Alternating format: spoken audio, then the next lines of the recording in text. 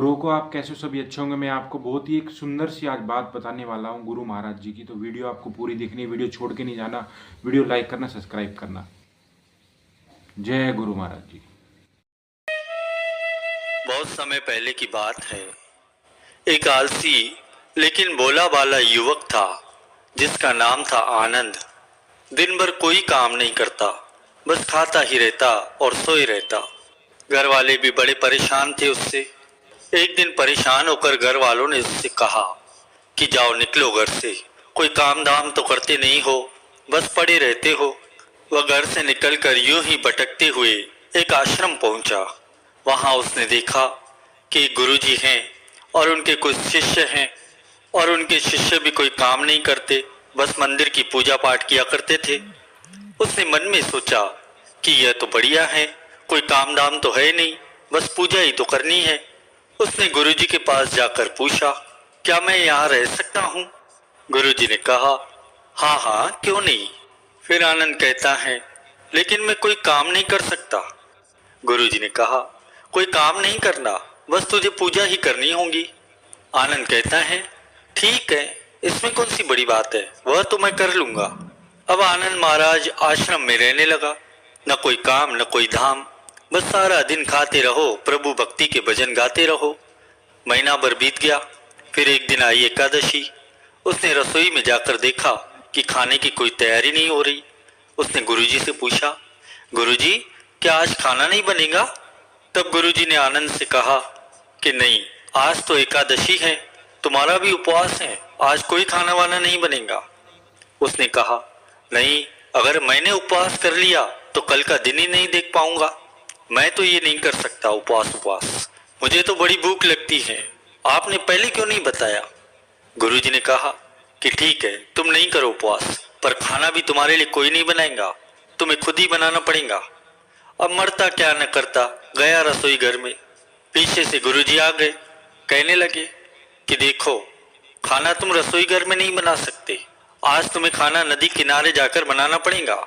और एक बात याद रखना, अगर तुम खाना बना लो तो सबसे पहले राम जी को भोग जरूर लगा लेना। आना। आनंद महाराज कहने लगा, ठीक है। लकड़ी, आटा, तेल, घी, सब्जी, ये सारा सामान लेकर आनंद महाराज चले गए। जैसे तैसे खाना बनाया, खाने लगा तो याद आया कि गुरुजी ने कहा था कि भगवान राम जी को भोग लगाना।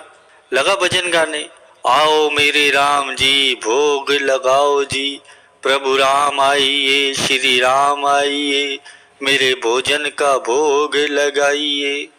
कोई नहीं आया। बेचैन हो गया बेचारा। यहाँ तो भूख लग रही है और राम जी आ नहीं रहे।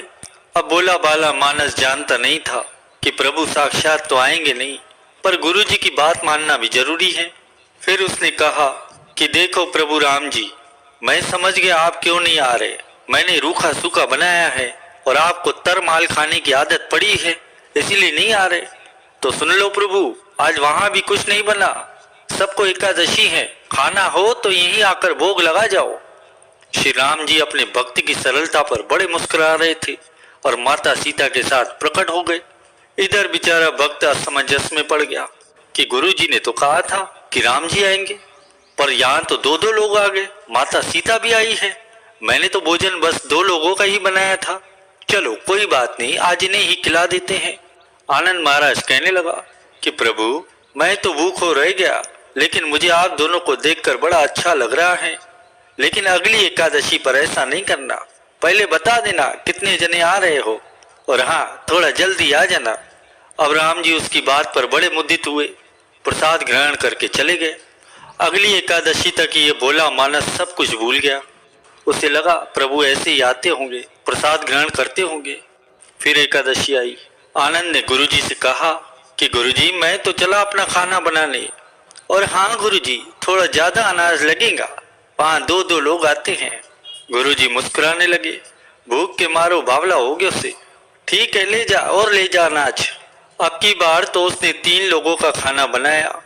लगा गुहार करने, प्रभु राम आइए, सीता राम आइए, मेरे भोजन का भोग लगाइए।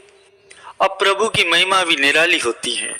भक्त के साथ कौतुक करने में उन्हें भी बड़ा मजा आता है।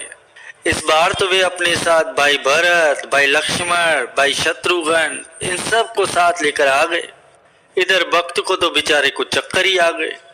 अरे ये क्या हुआ, एक का भोजन बनाया तो दो आ गए, आज दो का खाना ज्यादा बनाया तो पूरा खानदान ही आ गया। लगता है आज भी भूखों रहना पड़ेगा। सबको भोजन लगाया बेचारे ने और बैठे बैठे देखता रहा। अनजाने में ही उसकी एकादशी हो गई। फिर अगली एकादशी आने से पहले आनंद महाराज गुरुजी से कहता है, गुरुजी ये आपके प्रभु राम जी अकेले नहीं आ सकते क्या? हर बार पता नहीं कितने सारे लोगों को साथ लेकर आते हैं, इस बार अनाज थोड़ा ज्यादा देना। अब तो गुरुजी को शक हो गया कि कहीं ये अनाज बेचता तो नहीं है, देखना पड़ेगा चक्कर क्या है। भंडार में जाकर गुरुजी ने कहा कि इसे जितना अनाज चाहिए दे देना और छुप कर उसे देखने चल पड़े। इस बार आनंद ने सोचा कि खाना पहले नहीं बनाऊंगा, पता नहीं कितने लोग आ जाए, पहले बुला लेता हूँ फिर बनाते बैठूंगा। लगाई टेर कि प्रभु राम आइए, श्री राम आइए, मेरे भोजन का भोग लगाइए। सारा का सारा राम दरबार मौजूद। इस बार तो हनुमान जी भी साथ आ गए थे, लेकिन ये क्या, प्रसाद तो तैयार ही नहीं है। भक्त ठहरा बोला बाला, कहने लगा, प्रभु इस बार मैंने खाना नहीं बनाया, मुझे पहले ही पता था कि आप पता नहीं कितने लोगों को लेकर आए होंगे, अब की बार तो हनुमान जी को ही साथ ले आए। प्रभु ने पूछा, क्यों भाई खाना क्यों नहीं बनाया? कहने लगा कि मुझे मिलेगा तो नहीं, फिर क्या फायदा बनाने का, आप खुद ही बना लो, खुद ही खा लो। अब तो राम जी मुस्कुराने लगे, सीता माता भी गदगद हो गई उसके मासूम जवाब से। लक्ष्मण जी कहने लगे, प्रभु अब क्या करें? प्रभु कहने लगे, अब भक्त की इच्छा है पूरी तो करनी ही पड़ेगी, चलो लग जाओ काम से सभी। लक्ष्मण जी ने लकड़ी उठाई, माता सीता आटा छानने लगी। भक्त एक तरफ बैठकर सब देखता रहा। माता सीता रसोई बना रही थी तो कई ऋषि मुनि, यक्ष, गंधर्व प्रसाद लेने आने लगे। इधर गुरुजी ने देखा कि खाना तो नहीं बना और भक्त तो एक कोने में बैठ गया है। पूछने लगे कि बेटा क्या बात है, खाना क्यों नहीं बनाया? कहने लगा, गुरुजी आप, अच्छा किया गुरुजी आप आ गए, देखिए ना कितने लोग आते हैं प्रभु के साथ, मुझे तो भूखा रहना पड़ता है। गुरुजी ने इधर उधर देखा, कोई तो नहीं है। गुरुजी ने कहा, बेटा तुम्हारे और अनाज के सिवा तो मुझे कुछ नहीं दिखाई दे रहा। भक्त ने तो बेचारे ने माथा ही पकड़ लिया, एक तो इतनी मेहनत करवाते हैं प्रभु, भूखा भी रखते हैं, ऊपर से गुरुजी को भी नहीं दिख रहे, ये कौन सी मुसीबत है। उसने प्रभु से कहा, प्रभु आप गुरुजी को क्यों नहीं दिख रहे? प्रभु कहने लगे कि मैं उन्हें नहीं दिख सकता। कहने लगा, क्यों?